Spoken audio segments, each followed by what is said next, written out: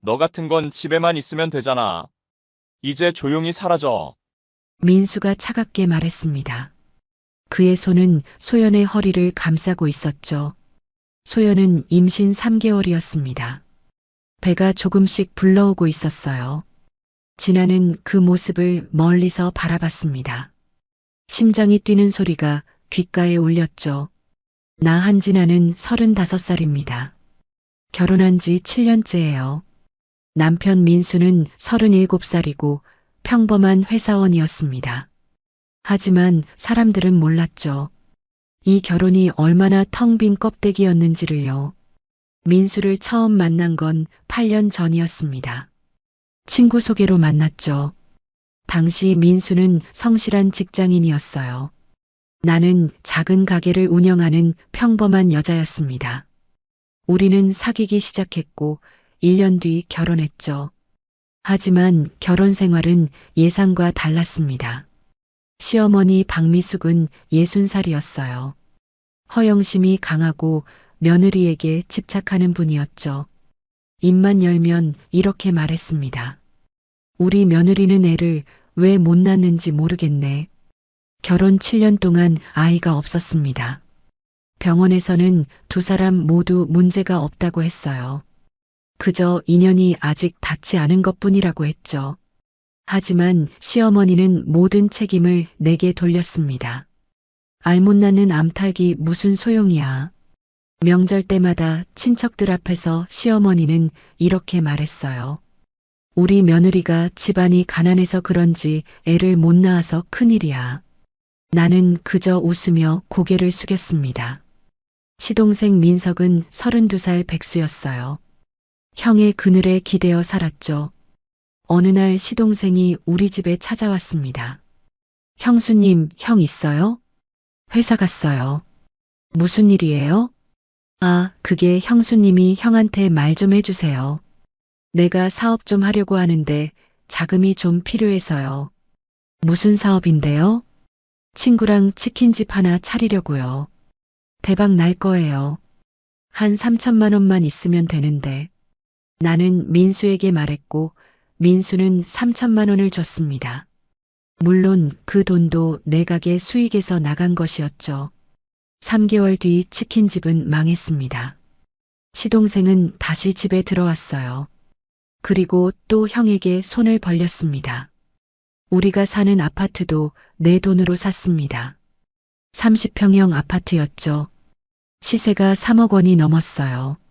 거실에 가구, 안방에 침대, 주방의 가전제품들 모두 시어머니가 직접 골랐고 나는 돈을 냈습니다. 우리 민수가 번 돈으로 산 거니까 내가 고를 권리가 있지. 시어머니는 그렇게 말했어요. 나는 아무 말도 하지 않았습니다.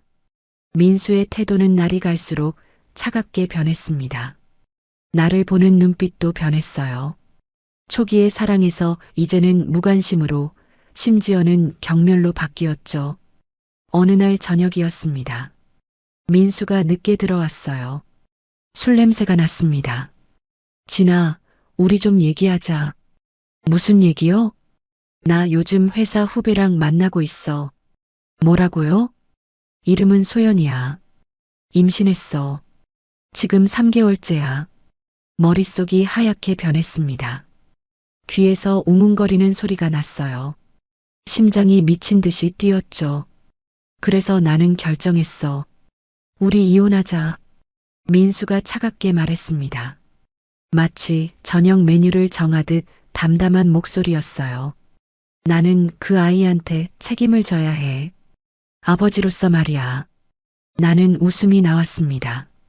웃음이 멈추지 않았어요. 왜 웃어? 아니, 그냥 아이러니해서요. 결혼 7년 동안 우리에게는 아이가 없었습니다.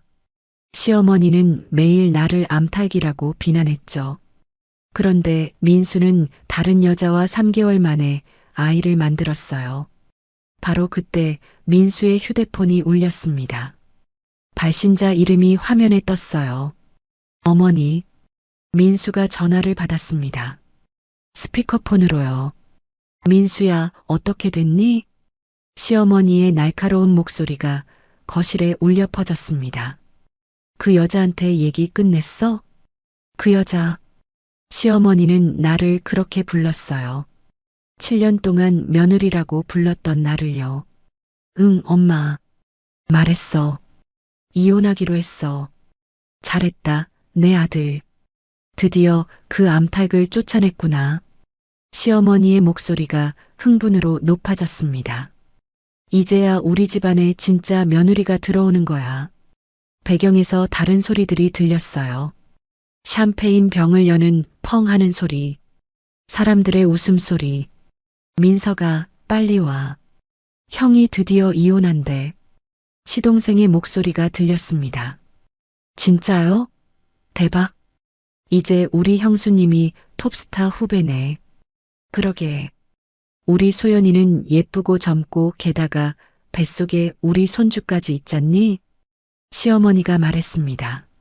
엄마가 내일 당장 절에 가서 시주하고 와야겠다.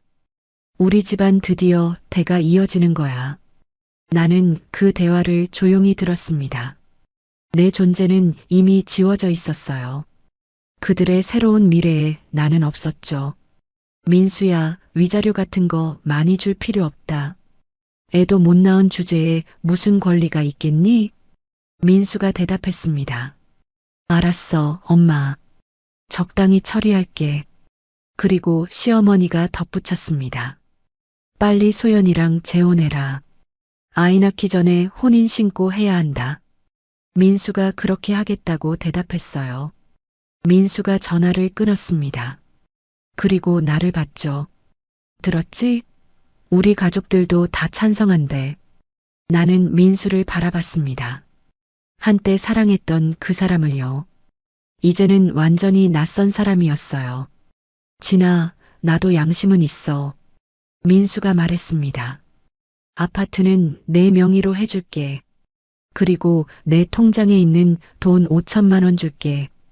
위자료는 따로 없지만 그 정도면 당신 혼자 사는 데는 충분하잖아. 민수는 마치 큰 호의를 베푸는 것처럼 말했어요. 당신 고아 출신에 별다른 기술도 없잖아. 나 없이는 막막할 거야. 그러니까 조용히 정리하자. 추하게 굴지 말고. 고아 출신, 별다른 기술도 없는. 민수가 나를 보는 시선이 그랬습니다. 민수는 몰랐어요. 내가 누구인지, 이 집이 누구 돈으로 샀는지, 민수가 주겠다는 그 5천만 원이 원래 누구 돈인지. 어때? 괜찮지? 민수가 말했습니다. 나는 천천히 입을 열었어요. 좋아요. 민수가 놀란 표정을 지었습니다. 내가 이렇게 순순히 받아들일 줄 몰랐나 봐요. 정말? 진짜 이혼할 거야? 네. 이혼해요. 역시 진아는 현명해. 쓸데없이 버티지 않아서 다행이야. 민수가 안도의 한숨을 쉬었습니다. 나는 소파에서 일어섰어요. 민수를 내려다봤습니다.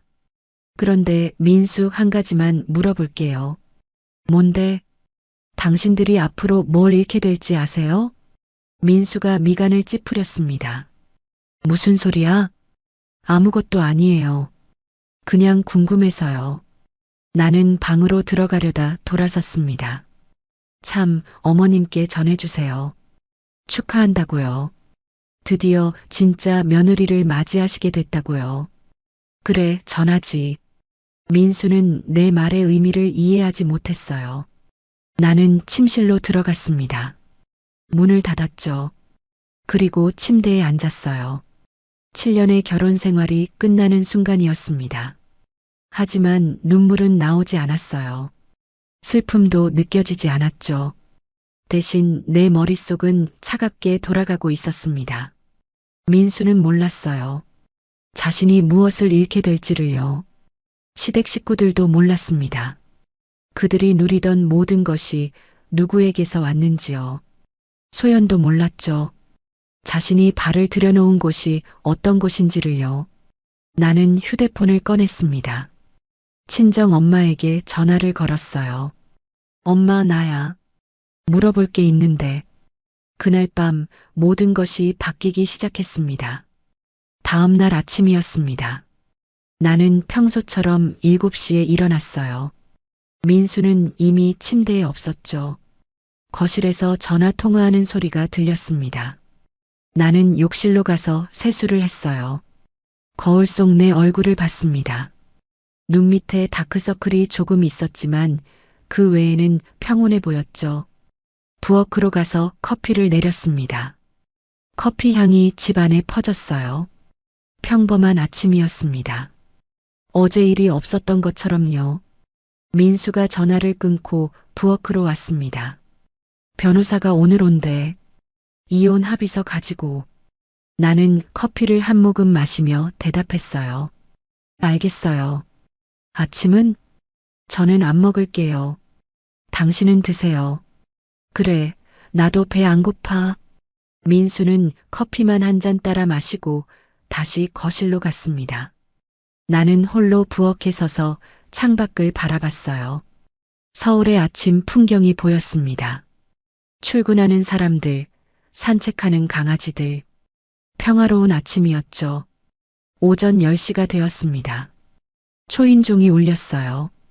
민수가 문을 열었습니다. 김 변호사님, 어서 오세요. 들어온 사람은 30대 후반의 남자였습니다. 김태준 변호사. 민수의 대학 후배라고 들었어요. 형님, 오래간만입니다.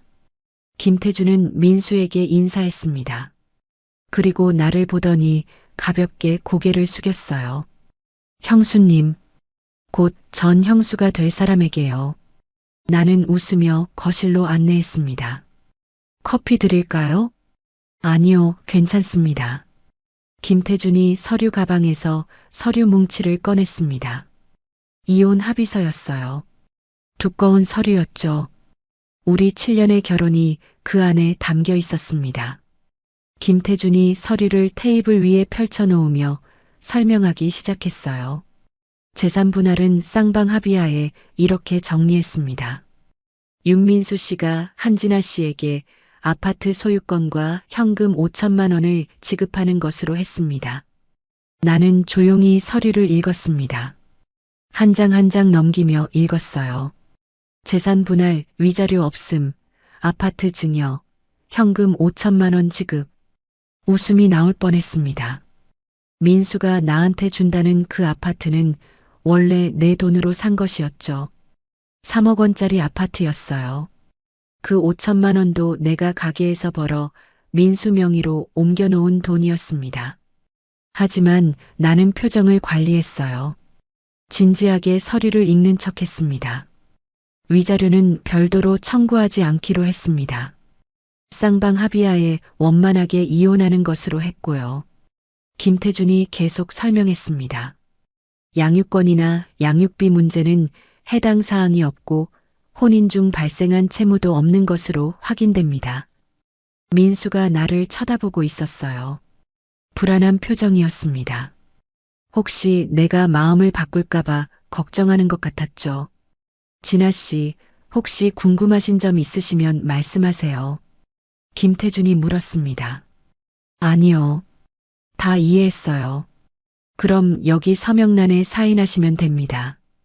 김태준이 펜을 건넸어요. 검은색 만년필이었습니다. 나는 천천히 펜을 받아들었습니다. 손에 잡힌 펜이 묵직했어요. 민수의 시선이 느껴졌습니다. 김태준의 시선도 느껴졌죠. 두 사람이 숨죽이며 나를 지켜보고 있었습니다. 나는 펜을 서류에 갖다 댔어요. 재산 분할이라는 항목이 눈에 들어왔습니다. 그 글자를 보자 미소가 번졌어요. 참을 수가 없었죠. 왜 웃으세요? 김태준이 조심스럽게 물었습니다. 아무것도 아니에요. 그냥 이제 끝이라는 생각이 들어서요. 나는 대답했습니다. 그리고 펜을 들었어요. 한 글자 한 글자 정성껏 내 이름을 적어 내려갔습니다. 한진아. 펜 끝에서 잉크가 종이 위를 미끄러지는 소리가 고요한 거실에 울려 퍼졌습니다. 서명을 마치자 민수가 크게 숨을 내쉬었어요. 안도의 한숨이었습니다. 잘 생각했어, 진아. 민수가 말했습니다. 마치 내게 칭찬을 하는 것처럼요. 나는 펜을 내려놓으며 민수를 바라봤어요. 민수, 후회하지 않을 거죠? 민수가 고개를 끄덕였습니다. 당연하지. 이게 우리 둘 다를 위한 거야. 김태준이 어색하게 웃으며 서류를 챙겼습니다. 자, 이제 윤민수 씨도 서명하시면 됩니다. 민수가 펜을 받아 자기 이름을 적었어요. 윤민수, 빠르게 휘갈겨 쓴 서명이었습니다. 이혼 신고는 제가 내일 처리하겠습니다. 법적으로 일주일 정도 걸립니다. 김태준이 서류를 가방에 넣으며 말했습니다. 수고하셨어요. 나는 정중하게 인사했습니다. 김태준이 일어서서 민수와 악수를 나눴어요. 그리고 현관으로 향했습니다. 그럼 저는 이만 가보겠습니다. 형님, 연락드리겠습니다. 문이 닫혔습니다. 거실에 민수와 나만 남았어요. 민수가 소파에 주저앉았습니다. 휴, 이제 진짜 끝났네. 민수가 혼잣말처럼 중얼거렸습니다. 그리고 나를 보며 말했어요. 진아, 빨리 정리해줘서 고마워. 나도 미안한 마음은 있어. 미안한 마음. 그 말이 우습게 느껴졌습니다. 언제까지 짐 정리하실 거예요? 내가 물었습니다. 아, 나 말고 당신이 나가는 거야. 이 집은 당신 주는 거잖아. 그렇죠. 제가 나가야죠. 이번 주 안에 나갈 수 있어? 소연이가 곧 이사 온다고 해서. 소연, 민수의 새 여자. 곧 이 집의 새 주인이 될 사람. 알겠어요. 오늘 중으로 나갈게요. 오늘? 그렇게 빨리? 민수가 놀란 듯 물었습니다. 네. 어차피 가져갈 것도 별로 없어요. 그래, 그럼 고마워. 민수는 내가 저항 없이 순순히 따르자 기분이 좋아진 듯 했어요. 나는 방으로 들어가 짐을 싸기 시작했습니다. 옷 몇 벌, 화장품, 노트북, 중요한 서류들. 캐리어 하나면 충분했어요. 7년의 결혼 생활이 캐리어 하나에 들어갔습니다. 이 집의 모든 것은 두고 갈 것입니다. 거실의 소파, 안방의 침대, 주방의 가전제품들. 모두 내 돈으로 산 것들이었어요. 하지만 가져가지 않을 것입니다. 어차피 곧 모두 돌려받을 테니까요. 오후 2시쯤 짐을 다 쌌습니다. 거실로 나왔어요. 민수는 소파에 앉아 휴대폰을 보고 있었습니다. 다 쌌어요. 저 이제 가볼게요. 민수가 고개를 들었습니다. 벌써? 진짜 빠르네. 네. 그럼 안녕히 계세요. 어디로 갈 건데? 친정이요. 당분간은요. 그래, 조심히 가. 민수는 일어나지도 않았어요. 그저 소파에 앉은 채 손만 흔들었습니다. 나는 현관으로 향했습니다. 신발을 신었어요. 캐리어를 끌었습니다. 문을 열기 전에 마지막으로 집안을 둘러봤어요. 7년을 살았던 공간이었습니다. 하지만 이제는 아무 감정도 느껴지지 않았죠. 민수, 나는 문 손잡이를 잡고 민수를 돌아봤습니다. 뭐, 후회 안 할 거죠? 민수가 어색하게 웃었습니다. 당연하지. 우리 이제 각자 잘 살자. 나는 미소 지었어요. 네, 각자 잘 살아요. 민수도 소연도 어머님도. 뭐야, 갑자기 왜 이래? 아무것도 아니에요. 안녕히 계세요. 문을 열고 나갔습니다. 문이 닫혔어요. 엘리베이터를 타고 1층으로 내려갔습니다. 로비를 지나 밖으로 나왔어요. 바람이 얼굴을 스쳤고 그제야 가슴이 먹먹해졌습니다. 하지만 눈물은 나오지 않았어요. 택시를 잡아 타고 친정으로 향했습니다. 휴대폰을 꺼내 엄마에게 전화를 걸었어요. 엄마, 나 지금 가고 있어. 30분 후에 도착할게. 그래, 진아야. 조심히 와. 엄마 목소리가 떨리고 있었습니다. 나는 창밖을 바라봤어요. 7년을 살았던 아파트가 점점 작아졌습니다. 나는 뒤돌아보지 않았어요. 그리고 속으로 중얼거렸습니다. 민수, 소연, 어머님, 곧 알게 될 거예요. 당신들이 무엇을 잃었는지를요. 친정집에 도착한 건 오후 3시쯤이었습니다. 경기도 광주에 있는 작은 단독주택이었어요. 엄마가 문을 열고 나를 맞았습니다. 진아야 왔니? 엄마 김순자는 63살이었습니다. 주름진 얼굴에 눈물 자국이 보였어요. 네, 엄마. 다녀왔어요. 엄마가 내 캐리어를 받아들었습니다. 많이 힘들었지? 어서 들어와. 거실로 들어가니 아버지가 앉아 계셨어요. 아버지 한철수는 65살이었습니다. 평생 농사를 지으신 분이죠. 지나왔구나. 네, 아버지. 이혼했다며? 네, 오늘 서류에 사인했어요. 아버지가 한숨을 쉬었습니다. 그 집안 사람들 처음부터 마음에 안 들었어. 우리 딸을 뭘로 보고. 엄마가 부엌에서 차를 가져왔어요. 진아야, 차 마시면서 얘기하자. 어제 전화해서 물어본 거 있잖니? 네, 엄마. 나는 차를 한 모금 마시고 물었습니다. 시골 땅 말이에요. 할아버지가 물려주신 그 땅. 엄마가 고개를 끄덕였습니다. 응, 광주 쪽에 있는 땅이지. 할아버지가 돌아가시기 전에 내 명의로 해놨어. 제 명의요? 그래. 내가 결혼하면 필요할까봐 미리 해놨대. 근데 왜? 그 땅이 지금 어떻게 됐어요? 아버지가 끼어들었습니다. 그게 말이다, 진아야. 작년에 정부에서 개발 계획 발표했어. 그 일대를 전부 산업단지로 만든다고. 산업단지요? 그래. LG랑 삼성이 공장 짓는다고 해서 땅값이 엄청 올랐어. 엄마가 서류 봉투를 꺼냈습니다. 이게 보상금 통지서야. 지난주에 왔어. 나는 서류를 펼쳐봤어요.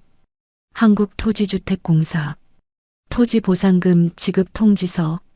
대상 토지 경기도 광주시 오포읍 신현리산 473번지.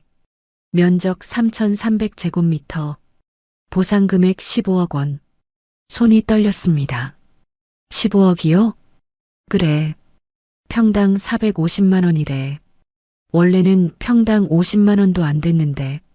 아버지가 설명했습니다. 개발 계획 발표되고 땅값이 10배 올랐어. 정부에서 감정평가해서 보상금 책정했대. 엄마가 덧붙였습니다. 진아야, 그 돈 내 거야. 할아버지가 내 명의로 해놨으니까. 15억. 머릿속이 복잡했습니다. 언제 받을 수 있어요? 다음 주 월요일에 계약하면 바로 입금된대. 한국토지주택공사에서 연락 왔어. 나는 서류를 다시 봤어요. 계약 일시 11월 25일 월요일 오전 10시. 장소 한국토지주택공사 경기지역본부. 엄마가 조심스럽게 물었습니다. 진아야, 그 돈으로 뭐 할 거니? 나는 잠시 생각했습니다. 엄마, 아빠, 그동안 고생 많으셨죠? 뭔 소리냐? 우리야 괜찮아. 이 집 낡았잖아요. 새로 지어드릴게요. 아버지가 손을 저었습니다. 아니다, 진아야. 그 돈은 내가 써라. 우리는 괜찮아. 아니에요. 제가 하고 싶어서 하는 거예요. 엄마 눈에 눈물이 고였습니다. 진아야, 고마워. 우리 딸 다 컸구나. 나는 미소 지었어요. 그리고 엄마 하나만 더 부탁드릴게요. 뭔데? 이 사실 아무한테도 말하지 마세요. 특히 민수 쪽 사람들한테는 절대로요. 왜? 나는 차를 한 모금 더 마셨습니다. 제가 계획이 있어요. 그날 저녁 나는 방에서 노트북을 켰습니다. 계산기를 두드렸어요. 보상금 15억 원. 세금 떼고 나면 약 13억 원. 그 돈이면 충분했습니다. 민수네 가족이 누려왔던 모든 것을 되찾을 수 있었어요. 아니, 그보다 더 많은 것을요. 휴대폰이 울렸습니다. 민수였어요. 여보세요? 진아, 나 민수야. 혹시 집 열쇠 가져갔어? 네, 가져왔는데요. 내일 아침에 돌려줘. 소연이가 짐 옮긴다고 해서. 알겠어요. 우편으로 보낼게요. 그래, 고마워. 그럼 이만. 전화가 끊겼습니다. 나는 휴대폰을 내려놓고 웃었어요. 민수, 소연. 당신들은 아직 모르죠. 곧 모든 게 바뀔 거예요. 다음 날 토요일이었습니다. 나는 서울로 올라갔어요. 강남에 있는 부동산 중개소를 찾아갔습니다. 사장님, 혹시 한남동 아파트 시세 알 수 있을까요? 어느 아파트요? 한남더 힐 30평형이요. 직원이 컴퓨터를 확인했습니다. 최근 실거래가가 3억 2천만 원이네요. 제가 그 아파트 명의자예요. 팔 수 있을까요? 물론이죠. 지금 시세가 좋아서 빨리 나갈 겁니다. 그럼 매물로 내주세요. 금매로요. 금매요? 얼마에 내실 건데요? 3억에 내주세요. 직원이 놀란 표정을 지었습니다. 3억이요? 시세보다 2천만 원이나 싸게요? 네, 빨리 처분하고 싶어요. 알겠습니다. 일주일 안에 계약될 겁니다. 나는 부동산을 나와 카페로 갔어요. 커피를 마시며 계획을 정리했습니다. 1단계 아파트 매각 3억 원 확보, 2단계 보상금 수령 13억 원 확보, 총 16억 원. 그 돈이면 충분했어요. 민수네 가족이 가진 모든 것을 되찾고도 남았습니다. 휴대폰이 울렸습니다. 시어머니 박미숙이었어요. 여보세요? 진아야, 나 어머니야. 네, 어머니. 너 짐 다 뺐다며? 열쇠는 언제 돌려주냐? 월요일에 우편으로 보내드릴게요. 그래, 빨리 보내라. 소연이가 이사 온다. 네, 알겠습니다.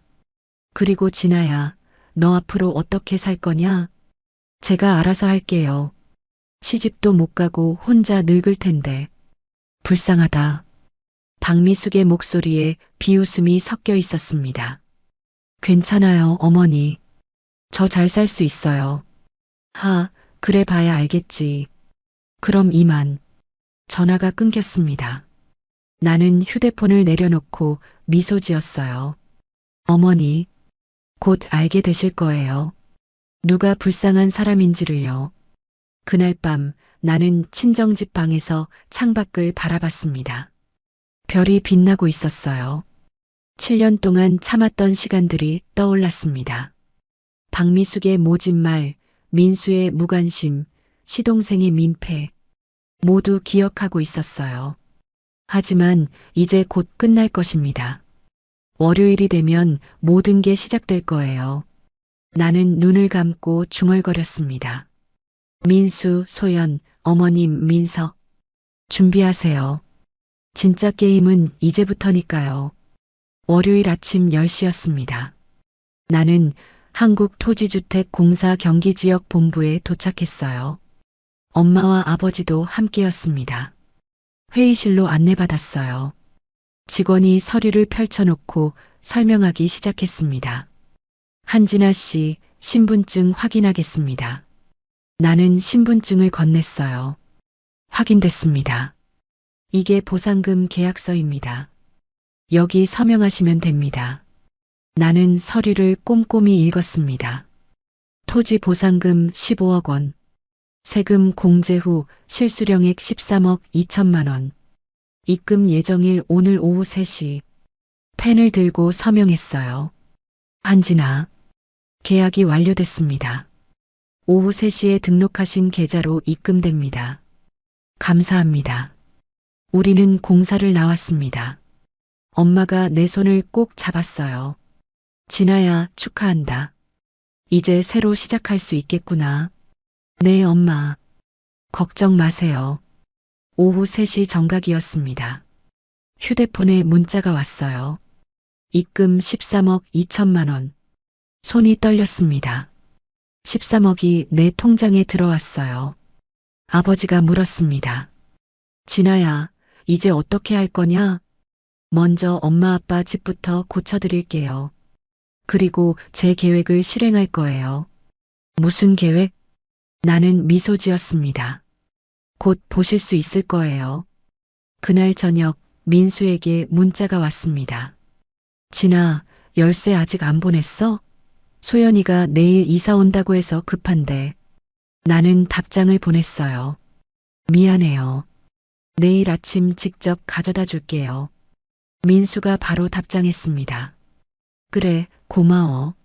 아침 10시까지 와. 나는 휴대폰을 내려놓고 계획을 점검했습니다. 내일이 디데이예요. 다음 날 화요일 아침이었습니다.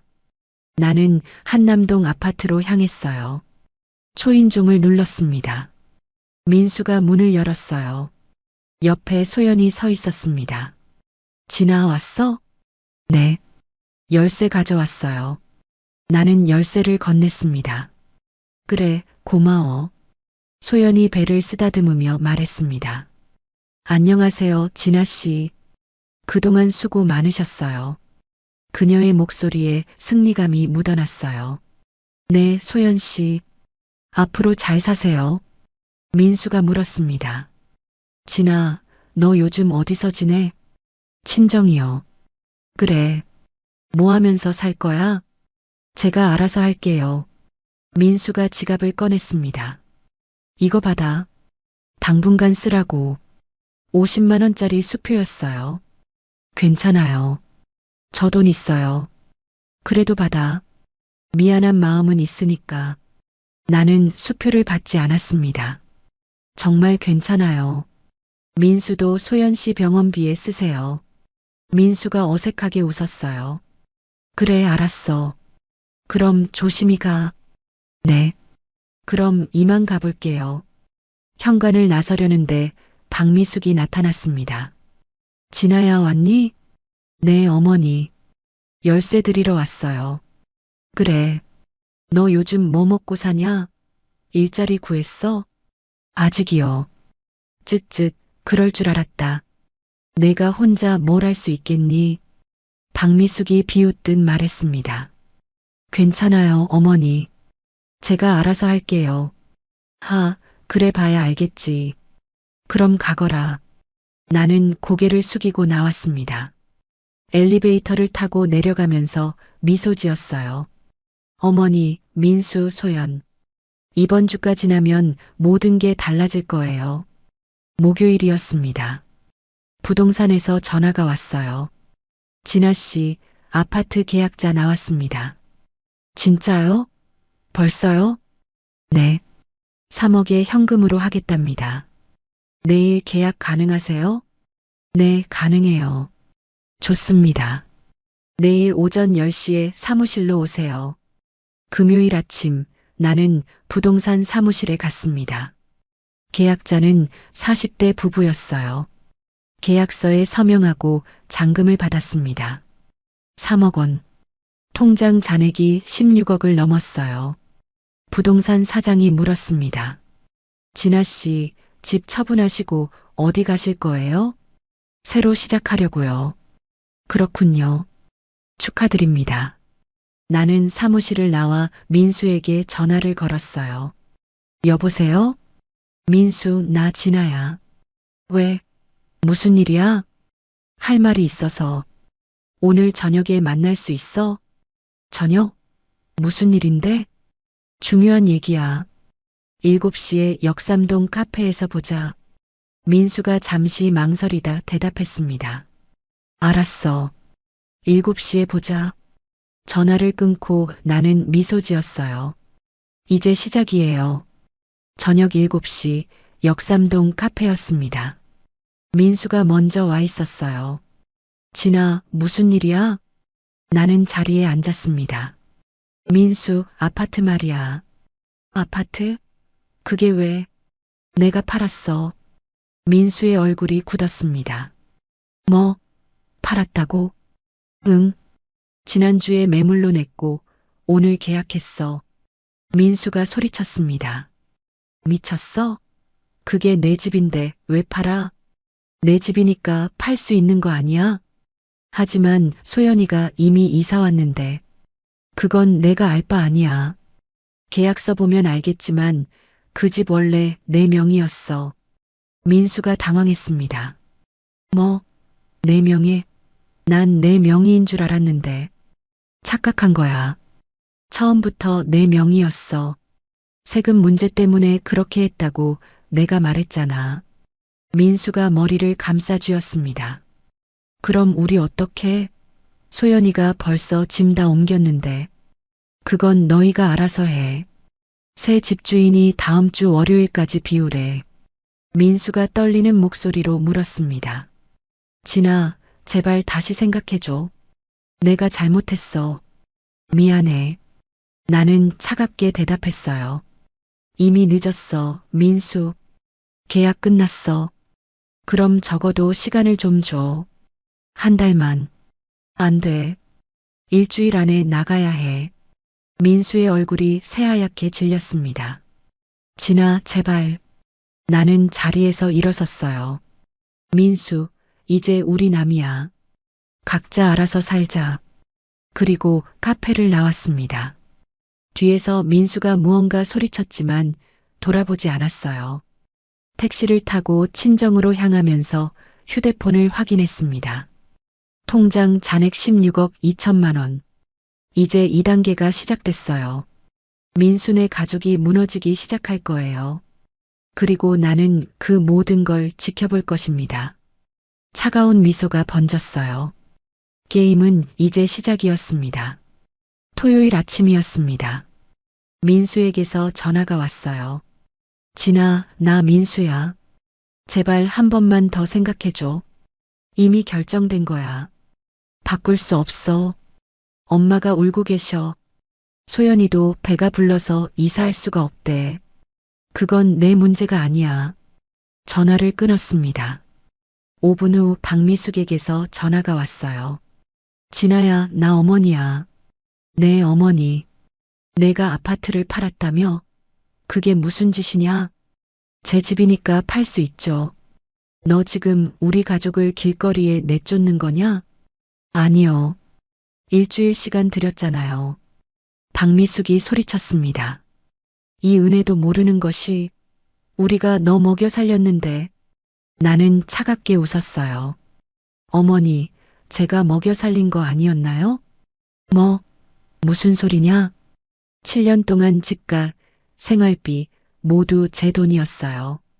어머니 카드값도 제가 냈고요. 박미숙이 말문이 막혔습니다. 그게, 어머니, 이제 각자 사세요. 저도 제 인생 살아야죠. 전화를 끊었습니다. 월요일 아침 민수네 가족은 아파트를 비워야 했어요. 이사 트럭이 아파트 앞에 섰습니다. 박미숙과 민석이 짐을 나르고 있었어요. 민수는 소연을 부축하며 걸어 나왔습니다. 소연의 배가 많이 불러 있었어요. 얼굴은 창백했습니다. 민수야, 우리 어디로 가? 박미숙이 떨리는 목소리로 물었습니다. 일단 민석이 친구 집에 얹혀 살아야 할 것 같아요. 친구 집에? 우리가? 박미숙이 믿을 수 없다는 표정을 지었어요. 이사 트럭이 출발했습니다. 그들의 7년 생활이 끝나는 순간이었죠. 나는 멀리서 그 모습을 지켜봤습니다. 가슴이 시원했어요. 화요일 민수에게서 문자가 왔습니다. 진아, 우리 정말 힘들어. 제발 도와줘. 소연이 병원비도 없어. 나는 답장하지 않았어요. 수요일 박미숙에게서 전화가 왔습니다. 진아야, 제발 우리 좀 도와줘. 내가 잘못했어. 미안해. 박미숙의 목소리가 떨리고 있었어요. 처음 듣는 사과였습니다. 어머니, 이미 늦었어요. 제발 진아야. 내가 부자가 됐다며? 소문 들었어. 나는 미간을 찌푸렸습니다. 무슨 소문이요? 내가 땅 보상금 받았다며? 15억이라고 하던데. 누가 그런 소리를 했죠? 동네에서 다 아는 얘기야. 내 친정 쪽에서 소문났어. 나는 한숨을 쉬었습니다. 누군가 입을 놀렸나 봐요. 어머니, 그게 사실이든 아니든 저랑은 상관없는 일이에요. 진아야, 제발 우리 좀 도와줘. 소연이가 다음 주에 출산인데 병원비가 없어. 저는 이미 남이에요. 알아서 하세요. 전화를 끊었습니다. 목요일 저녁 민석에게서 전화가 왔어요. 형수님, 저 민석이에요. 왜? 형이랑 형수님이 너무 힘들어해요. 제발 한 번만 봐주세요. 민석, 너도 나한테 잘한 적 없잖아. 제가 잘못했어요. 형수님 돈으로 산차 타고 다닌 것도 알아요. 미안해요. 이제 와서 미안하다고? 네. 진심으로 사과드려요. 제발 형이랑 엄마 좀 도와주세요. 나는 차갑게 대답했습니다. 민석, 이미 끝난 일이야. 각자 살아가는 수밖에. 형수님, 전화를 끊었어요. 금요일 오후 민수가 직접 친정집으로 찾아왔습니다. 초인종이 울렸어요. 엄마가 문을 열었습니다. 누구세요? 저 윤민수입니다. 진아 좀 만나고 싶습니다. 엄마가 나를 불렀어요. 나는 밖으로 나갔습니다. 민수가 초췌한 모습으로 서 있었어요. 일주일 만에 10년은 늙어 보였습니다. 진아, 제발 우리 얘기 좀 하자. 할 얘기 없어. 소연이가 내일 출산이야. 병원비가 300만 원인데 돈이 없어. 그건 내가 알아서 해. 민수가 무릎을 꿇었습니다. 제발 진아. 내가 잘못했어. 다 내 잘못이야. 제발 소연이만 살려줘. 나는 민수를 내려다봤어요. 민수, 너 나한테 뭐라고 했는지 기억해? 진아, 난 알라는 암탈기라고 했지. 쓸모없다고 했지. 미안해. 정말 미안해. 그리고 소연이랑 행복하게 살겠다고 했지. 각자 잘 살자고 했고, 민수의 눈에서 눈물이 흘렀습니다. 내가 미쳤어. 내가 정말 미쳤어. 제발 용서해줘. 나는 고개를 저었어요. 민수, 이미 늦었어. 너희가 선택한 거야. 진아, 제발. 돈이 있잖아. 땅 보상금 받았잖아. 그 돈은 내 거야. 너희 줄 이유 없어. 민수가 대문을 붙잡았습니다. 제발, 진아. 우리 아기만 살려줘. 나는 차갑게 말했어요. 민수, 돌아가. 다시는 오지 마. 그리고 집 안으로 들어갔습니다. 문을 닫았어요. 밖에서 민수가 소리쳤습니다.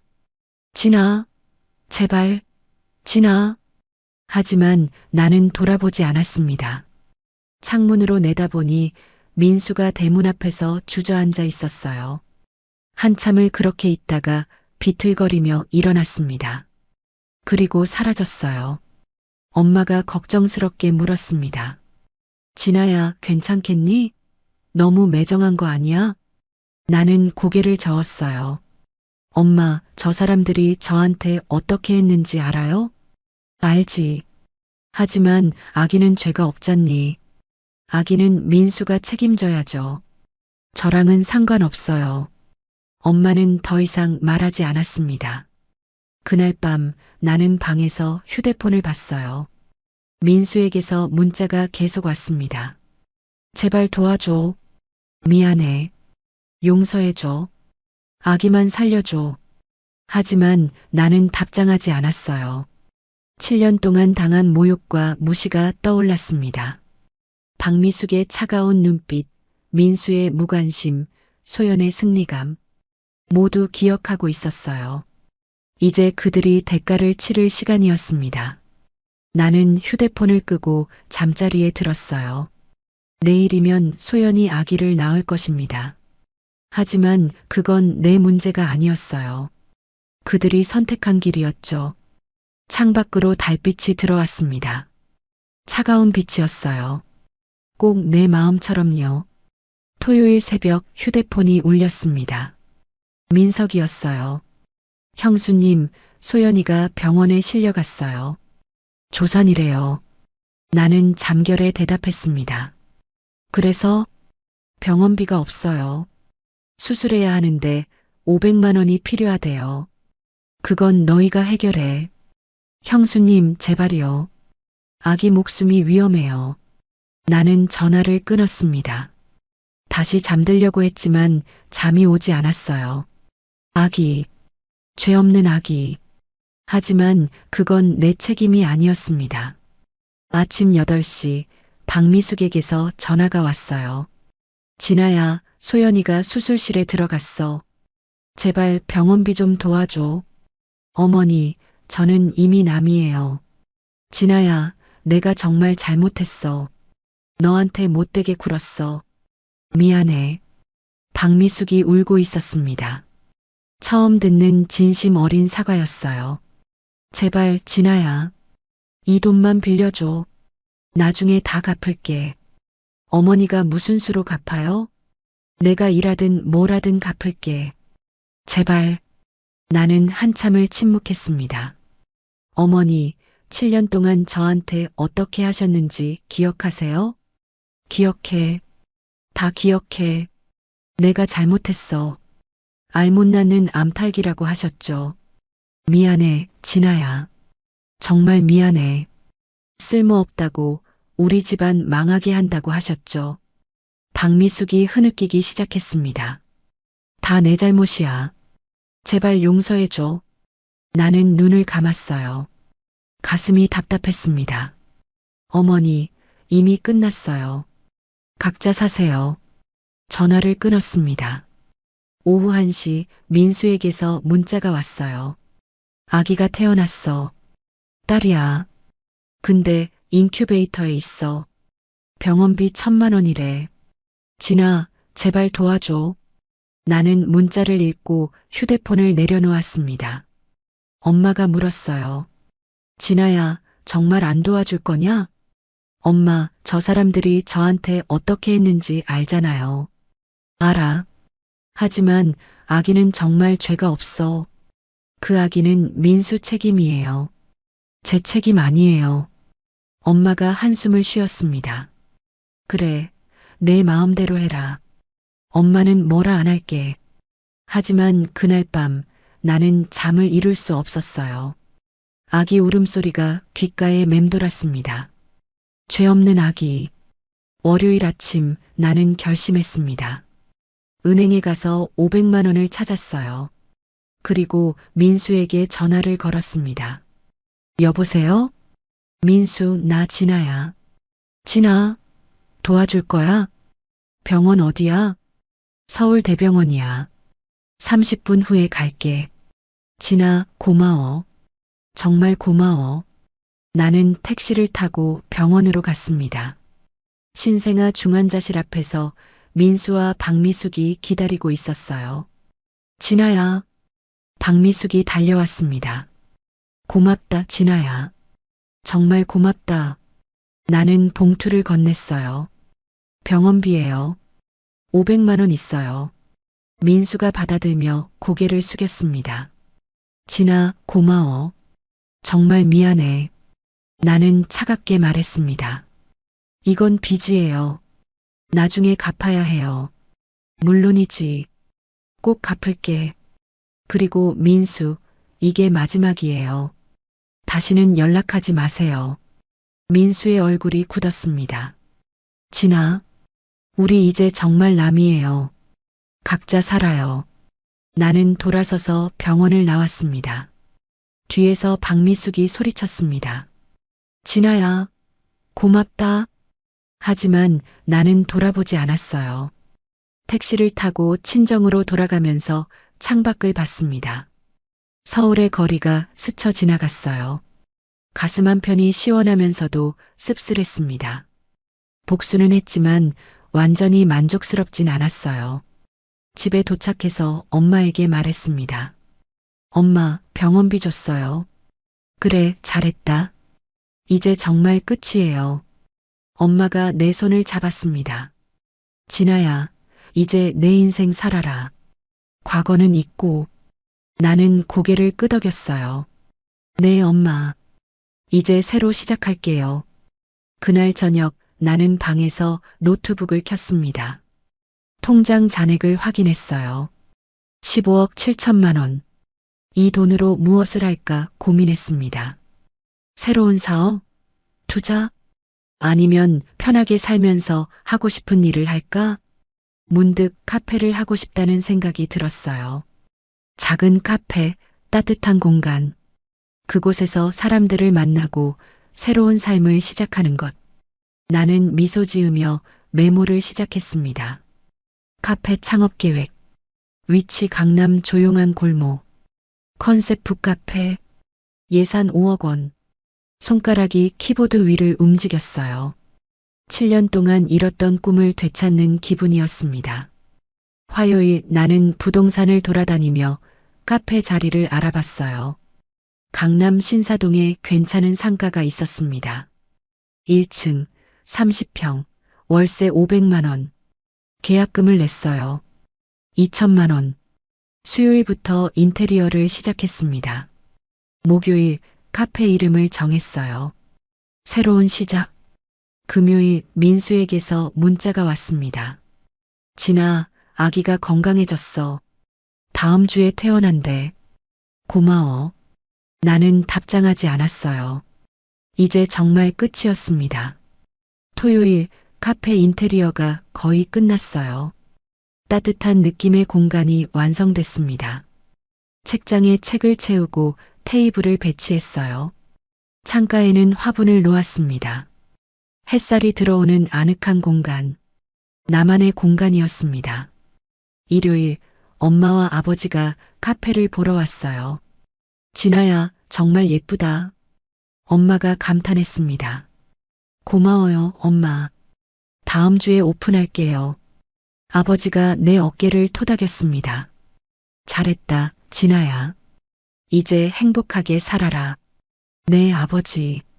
그날 밤 나는 카페에 혼자 남았습니다. 창밖으로 서울의 야경이 보였어요. 반짝이는 불빛들. 7년 전 민수와 결혼할 때는 이런 미래를 상상하지 못했습니다. 하지만 이제는 달랐어요. 나만의 공간, 나만의 시간, 나만의 인생. 모두 내 것이었습니다. 휴대폰을 꺼내 마지막 문자를 보냈어요. 민수에게 잘 살아요. 그리고 다시는 연락하지 마세요. 우리는 이제 정말 남이에요. 전송 버튼을 눌렀습니다. 그리고 민수 번호를 차단했어요. 이제 정말 끝이었습니다. 새로운 시작이었습니다. 한 달이 지났습니다. 카페 새로운 시작이 문을 열었어요. 첫날부터 손님들이 찾아왔습니다. 동네 주민들, 직장인들, 학생들. 다양한 사람들이 카페를 채웠어요. 따뜻한 커피 향기가 공간을 감쌌습니다. 나는 바리스타가 되어 커피를 내렸어요. 손님들과 이야기를 나눴습니다. 7년 만에 찾은 평화였죠. 어느 날 카페에 낯선 여자가 들어왔습니다. 30대 중반쯤 되어 보였어요. 안녕하세요. 네, 어서 오세요. 뭐 드릴까요? 아메리카노 하나요. 나는 커피를 내렸습니다. 여자가 자리에 앉아 책을 읽기 시작했어요. 1시간쯤 지나자 여자가 계산대로 왔습니다. 사장님, 여기 정말 좋네요. 고맙습니다. 혹시 사장님이 한진아 씨세요? 나는 놀라서 물었습니다. 네, 맞는데요. 어떻게 아세요? 저 윤민수 회사 동료예요. 이수진이라고 해요. 아, 그러세요. 민수 씨 얘기 많이 들었어요. 요즘 많이 힘들어 하더라고요. 나는 표정을 굳혔습니다. 그건 제가 알 바 아니에요. 이수진이 조심스럽게 말했습니다. 민수 씨가 회사에서 해고됐어요. 뭐라고요? 부장님이랑 싸웠대요. 업무에 집중 못한다고. 결국 사표 냈어요. 나는 잠시 침묵했습니다. 그래서요? 소연 씨랑도 헤어졌대요. 내 눈이 커졌습니다. 헤어졌다고요? 네. 소연 씨가 민수 씨 돈 없다고 떠났대요. 아기 데리고요. 나는 말을 잃었습니다. 민수 씨 지금 혼자 고시원에 산대요. 정말 힘들어 보이더라고요. 이수진이 명함을 건넸습니다. 혹시 시간 되시면 한번 만나주세요. 민수 씨가 정말 후회하고 있어요. 나는 명함을 받지 않았습니다. 죄송하지만 저는 이미 그분과 끝났어요. 이수진이 명함을 카운터에 놓고 나갔습니다. 나는 명함을 바라봤어요. 민수가 해고되고 소연에게 버림받았다니. 복잡한 감정이 밀려왔습니다. 그날 밤 잠을 이룰 수 없었어요. 민수의 얼굴이 떠올랐습니다. 일주일이 지났습니다. 카페 앞에 민수가 나타났어요. 초췌한 모습이었습니다. 수염도 까칠하게 자라 있었죠. 진아. 민수가 떨리는 목소리로 불렀습니다. 왜 왔어요? 그냥 너 보고 싶어서. 볼 일 없어요. 돌아가세요. 진아, 나 정말 후회하고 있어. 소연이도 떠나고 회사도 잘렸어. 그건 당신이 선택한 거예요. 민수가 무릎을 꿇었습니다. 제발 다시 시작하자. 내가 잘못했어. 주변 손님들이 쳐다봤어요. 일어나요. 민망하게. 진아, 제발. 너 없이는 못 살아. 나는 차갑게 말했습니다. 민수, 당신은 7년 동안 절 무시했어요. 이제 와서 후회한다고 돌아갈 수 없어요. 진아, 돌아가세요. 다시는 오지 마세요. 민수가 비틀거리며 일어났습니다. 눈에 눈물이 가득했어요. 알았어. 미안해, 진아. 정말 미안해. 민수가 카페를 나갔습니다. 나는 그 뒷모습을 바라봤어요. 가슴이 먹먹했지만 후회하지 않았습니다. 2달이 지났습니다. 카페는 점점 손님이 늘어났어요. 단골도 생겼습니다. 매출도 좋았죠. 나는 행복했습니다. 진짜 행복이었어요. 어느 날 박미숙에게서 편지가 왔습니다. 진아에게. 이 편지를 쓰기까지 오랜 시간이 걸렸어. 용기가 안 나더구나. 먼저 진심으로 사과할게. 내가 너한테 정말 못되게 굴었어. 7년 동안 너를 무시하고 함부로 대했지. 정말 미안해. 민수도 지금 많이 후회하고 있어. 매일 술만 마시고 있더구나. 소연이한테 버림받고 완전히 망가졌어. 나도 지금 식당에서 설거지 일하면서 겨우 살고 있어. 민석이도 편의점에서 아르바이트해. 우리 가족이 완전히 무너졌어. 다 우리가 자초한 일이야. 너한테 잘못한 대가를 받는 거지. 진아야, 너한테 용서를 구하려는 게 아니야. 그냥 미안하다는 말을 꼭 하고 싶었어. 그리고 너 행복하게 잘 살아라. 카페 잘 되고 있다며? 정말 다행이야. 앞으로 좋은 사람 만나서 행복하게 살아. 건강해라, 진아야. 박미숙 올림. 편지를 읽으며 눈물이 났습니다. 미운 사람들이었지만 그래도 7년을 함께 산 식구들이었어요. 하지만 돌아갈 수는 없었습니다.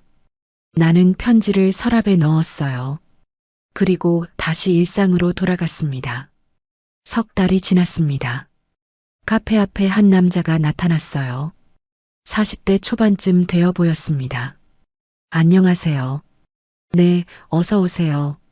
아메리카노 하나요. 남자는 정장을 입고 있었어요. 단정한 인상이었습니다. 매일 같은 시간에 카페를 찾았습니다. 일주일쯤 지나자 남자가 말을 걸었어요. 사장님, 커피 정말 맛있어요. 고맙습니다. 혹시 저랑 차 한잔 하실 수 있을까요? 나는 잠시 망설였습니다. 저 지금 일하는 중이라서요. 그럼 퇴근 후에는요? 나는 남자를 봤어요. 진지한 눈빛이었습니다. 좋아요. 7시에 문 닫아요. 그날 저녁 남자와 카페 근처 레스토랑에 갔습니다. 자기소개부터 할게요. 저는 강민호라고 해요. 변호사예요. 변호사요? 네. 이 근처 법무법인에서 일해요. 우리는 이야기를 나눴어요. 민호는 따뜻한 사람이었습니다. 그날 이후 우리는 자주 만났어요. 한 달쯤 지나자 민호가 고백했습니다. 진아 씨, 저랑 사귈 수 있을까요? 나는 민호를 봤어요. 진심이 느껴졌습니다. 좋아요. 정말요? 네. 천천히 시작해요. 민호가 환하게 웃었습니다. 그날부터 우리는 연인이 되었어요. 과거의 상처가 조금씩 아물기 시작했습니다. 6개월이 흘렀습니다. 민호와의 관계는 깊어졌어요. 그는 내 과거를 알고 있었습니다. 모든 걸 이야기했죠.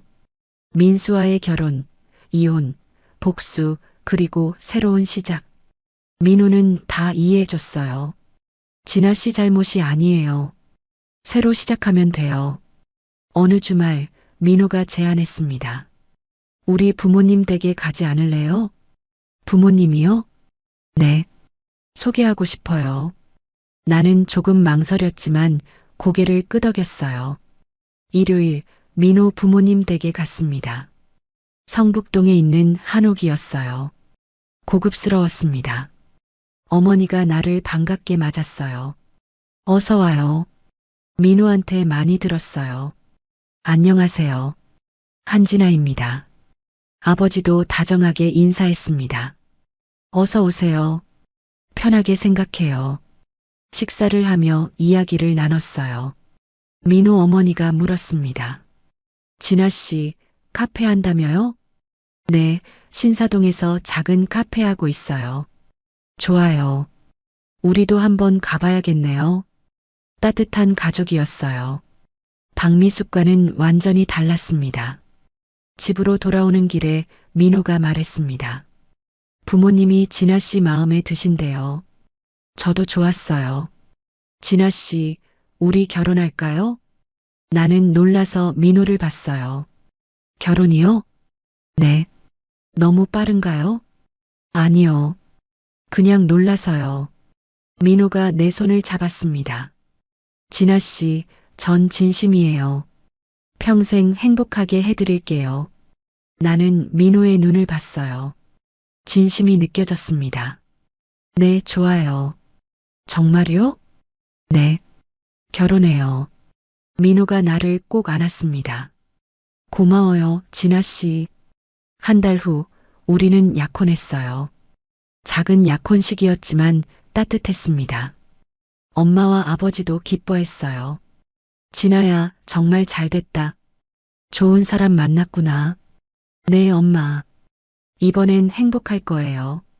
결혼 준비를 하던 어느 날 민수에게서 편지가 왔습니다. 진아에게 결혼 소식 들었어. 정말 축하해. 너한테 행복이 찾아와서 다행이야. 나는 지금 지방에서 작은 회사 다니고 있어. 다시 시작하려고 노력 중이야. 엄마랑 민석이도 서울 떠나서 지방에서 살고 있어. 우리 가족은 너한테 정말 못되게 굴었어. 7년 동안 너를 무시하고 함부로 대했지. 그 대가를 지금 톡톡히 치르고 있어. 하지만 후회는 안 해. 이게 우리가 받아야 할 뻘이니까. 진아야, 너 정말 행복해라. 좋은 사람 만났으니 이번엔 꼭 행복하길 바랄게. 그리고 미안해. 정말 미안해. 건강해, 진아야. 윤민수 올림. 편지를 읽으며 복잡한 감정이 들었어요. 미움도 분노도 이제는 사라졌습니다. 그저 각자의 길을 가는 것뿐이었죠. 결혼식 날이 왔습니다. 5월의 화창한 날이었어요. 작은 결혼식장에 가족과 친구들이 모였습니다. 웨딩드레스를 입은 나는 거울을 봤어요. 행복한 얼굴이 비쳤습니다. 아버지가 내 팔을 잡았어요. 진아야, 준비됐니? 네, 아버지. 행진곡이 흘러나왔습니다. 나는 아버지와 함께 버진 로드를 걸었어요. 끝에 민호가 서 있었습니다. 환한 미소를 지으며요. 아버지가 내 손을 민호에게 맡겼어요. 잘 부탁합니다. 네, 장인어른. 평생 행복하게 해드리겠습니다. 우리는 단상에 올랐습니다. 주례 선생님이 말했어요. 신랑 신부는 서로를 사랑하고 존중하며 평생을 함께 하겠습니까? 예. 우리는 동시에 대답했습니다. 그럼 이제 부부가 되었음을 선언합니다. 박수가 터져 나왔습니다. 민호가 나를 안았어요. 사랑해요, 진아 씨. 나도 사랑해요. 식이 끝나고 피로연이 열렸습니다. 많은 사람들이 축하해줬어요. 민호 부모님도 기뻐했습니다. 진아야, 우리 딸 돼줘서 고마워. 어머니, 잘 부탁드려요. 그날 저녁 신혼여행을 떠났어요. 제주도였습니다. 바다가 보이는 호텔에서 첫날 밤을 보냈죠. 창밖으로 파도 소리가 들렸어요. 민호가 내 손을 잡았습니다. 진아, 행복해? 네, 정말 행복해요. 나도 행복해. 평생 이렇게 살자. 나는 고개를 끄덕였어요. 7년 전 민수와 결혼할 때는 상상도 못했던 행복이었습니다. 배신과 이혼, 복수를 거쳐 여기까지 왔어요. 힘든 시간이었지만 후회하지 않았습니다. 그 시간이 있었기에 지금의 행복이 더 소중했으니까요. 다음 날 아침 해변을 산책했습니다. 파도가 발을 적셨어요. 민호가 물었습니다. 진아, 과거 후회하지 않아? 아니요. 모든 게 지금의 나를 만들었으니까요. 그래, 나도 그렇게 생각해. 우리는 손을 꼭 잡고 걸었어요. 햇살이 눈부셨습니다. 그날 오후 휴대폰에 문자가 왔어요. 박미숙이었습니다. 진아야, 결혼 정말 축하한다. 행복해라. 미안했어. 나는 잠시 문자를 바라보다 답장을 보냈어요. 어머니도 건강하세요. 모두 잘 지내시길 바랍니다. 짧은 문자였지만 진심이었습니다. 이제 정말 모든 게 끝났어요. 과거는 과거일 뿐이었습니다. 신혼여행에서 돌아온 후 일상이 시작됐어요. 카페도 계속 운영했습니다. 민호는 법무법인에서 일했고 나는 카페를 키워갔죠. 6개월 후 나는 임신했습니다. 민호가 기뻐하며 나를 안았어요. 진아, 우리 아기가 생겼어. 나는 배를 쓰다듬으며 미소 지었습니다. 7년 동안 갖지 못했던 아기. 이제는 내게도 찾아왔어요. 아기가 태어난 날 나는 울었습니다. 행복의 눈물이었어요. 딸이었습니다. 작고 예쁜 아기. 민호가 아기를 안으며 말했습니다. 이름 뭐로 할까? 하은이 어때요? 하나은. 좋아. 우리 하은이. 가족이 생겼습니다. 사랑하는 남편, 예쁜 딸. 7년 전에는 상상도 못했던 행복이었어요. 어느 날 카페에 손님이 들어왔습니다. 민수였어요. 진아. 나는 놀라서 민수를 봤습니다. 많이 변해 있었어요. 수척해졌지만 눈빛은 맑았습니다. 왜 왔어요? 그냥 축하하고 싶어서. 결혼하고 아기 낳았다며? 네. 정말 축하해. 행복해 보여서 다행이야. 민수가 봉투를 내밀었어요. 이거 받아줘. 7년 전에 빌린 돈이야. 봉투 안에 돈이 들어 있었습니다. 민수, 이건 다 갚았어. 500만 원. 세어봐. 나는 봉투를 받았습니다. 고마워요. 나야말로 고마워. 그때 도와줘서 아기 살렸잖아. 잘 지내요? 응. 지방에서 작은 회사 다녀. 힘들지만 괜찮아. 민수가 미소 지었습니다. 진아, 너 정말 행복해라. 나는 괜찮으니까. 민수가 카페를 나갔어요. 나는 그 뒷모습을 바라봤습니다. 이제 정말 모든 게 끝났어요. 각자의 길을 가는 것. 그날 저녁 민호에게 말했습니다. 오늘 민수가 왔었어요. 그래. 뭐래? 돈 갚으러 왔어요. 그리고 축하한다고. 민호가 내 손을 잡았어요. 진아, 이제 다 잊어. 우리 앞만 보고 살자. 네. 그럴게요. 그날 밤 하은이를 재우며 생각했어요. 7년간의 고통, 배신, 복수. 하지만 그 모든 게 지금의 행복을 만들었습니다. 민순의 가족은 땅 보상금 소식을 듣고 입을 틀어막고 놀랐겠죠. 하지만 그건 이미 지나간 일이었어요. 나는 이제 행복합니다. 진짜 행복. 그리고 이 행복은 누구도 빼앗을 수 없어요. 창밖으로 별이 빛나고 있었습니다. 내일도 모레도 계속 빛날 거예요. 나의 미래처럼요.